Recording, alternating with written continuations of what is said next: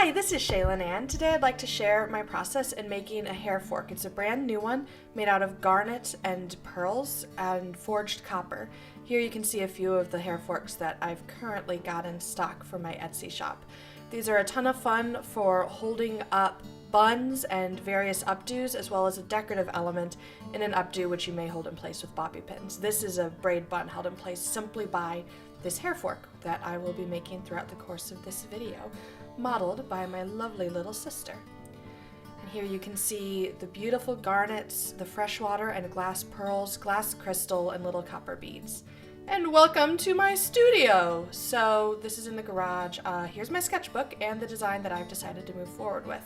The actual design changes about midway through the process because sometimes going freeform and just winging it can work out really well. Here you can see that not a lot of science involved in the first steps of making these hair forks. I'm taking some 12 gauge copper wire and just getting it into the shape that I want by hand. Now sometimes you can use a jig for this, but a lot of my tools are still packed away. I've just come back from college, and so I'm winging it, like using a thermos in order to get a nice even bend on that piece of wire there. So this hair fork has 4 tines to it, which will help hold up a hairdo particularly well. And I'm taking more elements and using various things that I have laying around, in this case a little dapping tool, in order to create the swirls that will be in the final piece.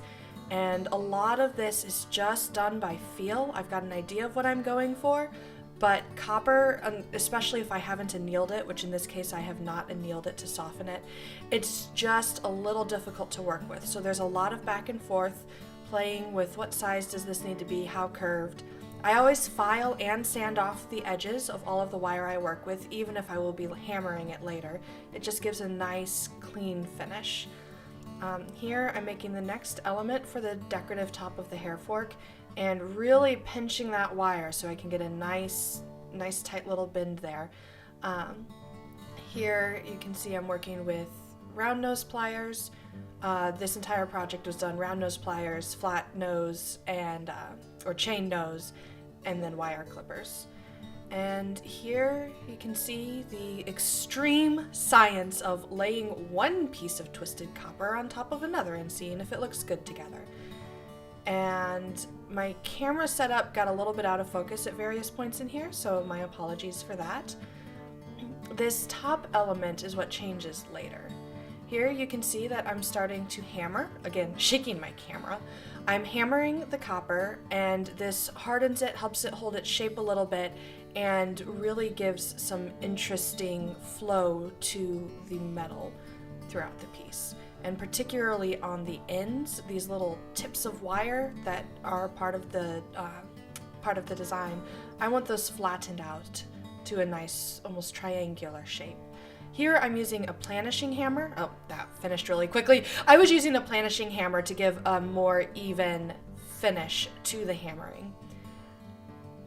And here I've got some faceted raw garnet, then deciding the process of where what beads go, and then I will also be weaving in some pearls and glass crystals and copper beads. Now it's the process of wire wrapping. I'm using 24 and 26 gauge raw copper to weave everything together. This is particularly difficult to do video work on because my hands are completely in the way of the wire wrapping and weaving process, so I'm just fast forwarding through this a little bit and you can kind of get a gist for the sort of work that goes into it. The particularly difficult part of this is that I'm not soldering anything, so the entire hair fork has to be made completely sturdy simply using wire wrapping techniques. Here you can see I've got a few garnets on there, a few Swarovski glass crystals, and this was the moment where I decided to veer a little bit from the design that I'd originally planned in the sketchbook and put this triangular swirly bit instead of on top of the hair fork in the middle of the design, interwoven into the swirls of the other parts. It's a bit more of a compact design and I think much more elegant and complex.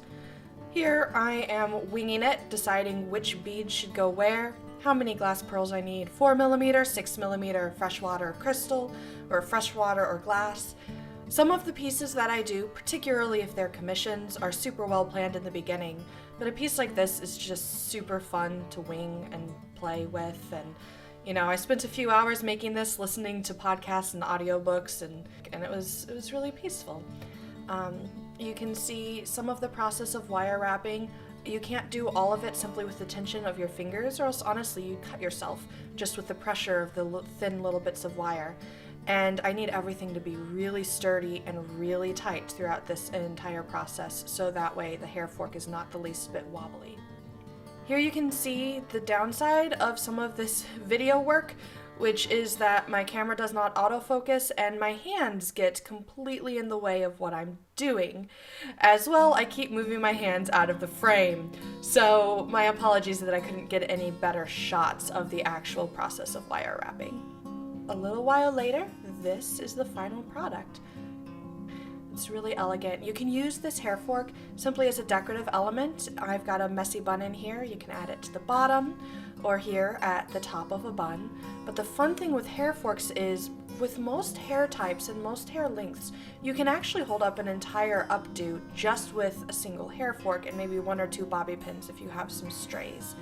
Here I've got a nicely tightly wrapped little coil bun, and the hair fork holds it up completely, and that will actually stay up all day unless you're running a marathon, in which case that may not be the ideal hairdo. Here is a variation on the French twist. You can't do this with many hair forks, but since this one has 4 tines, an updo like this will stay up in medium to thick hair all day. Here's my little sister modeling again, this time with the Garnet and Pearl hair fork in a nice loose messy bun. It was held up just by the hair fork here, as you can see. I'm taking that out and we'll be doing another updo. This is what you saw at the beginning of the video. So the first step is just to braid the hair into a single plait, and that takes just a little bit, but you don't even have to tie off the end. The ends of the braid will be tucked into the bun and it's just held up all on its own.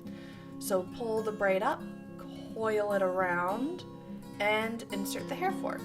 You can insert it at the bottom of the braided bun, or as I show right here, up at the very top.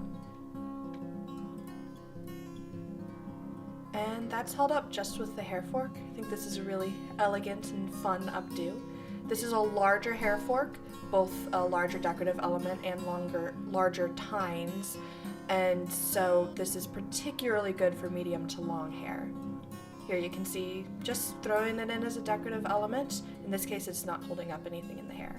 And I thought here at the end of the video, I would take just a moment to show a little bit of how I did the video work for this, because it's kind of fun, a little bit of behind the scenes. I built this PVC pipe stand with my dad. You can see that there is a piece of wood on the top of it that has a screw which attaches to the tripod attachment for my camera. And here it's all set up on top of my workspace. I do have to do manual focusing, which is why sometimes the video got a little out of focus, but it works really well, and this is how I'm able to get these straight up and down shots, like showing here the work with the planishing hammer. I hope that you enjoyed this video, learning a little bit of how I made this hair fork.